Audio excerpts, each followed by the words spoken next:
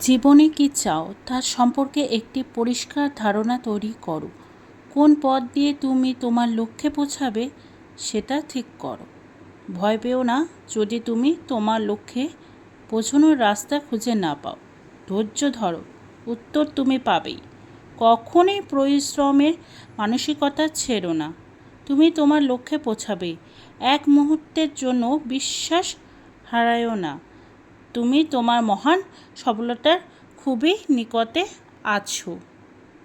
সকালে উঠে প্রতিদিন এই কথাগুলি নিজেকে বলুন, আমি সেরা, আমার কাছে কিছুই অসম্ভব নয়, ঈশ্বর সবসময় আমার সাথেই আছে, আমি একজন বিজয়ী, আজ আমার দিন ভালো যাবে।